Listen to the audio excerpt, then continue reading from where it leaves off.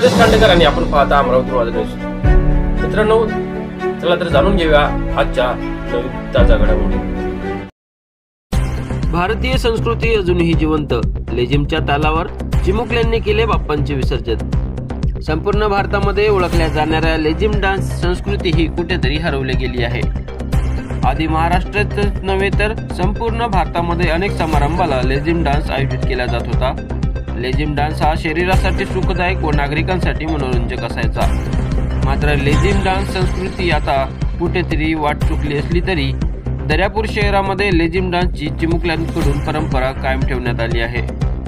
दर्यापूर शहरामधील घरगुती गणपती विसर्जन करताना लेझिम डान्स व डफलीच्या संगीतावर लहान चिमुकल्यांसह पालक देखील नृत्य करताना दिसून आले आहेत.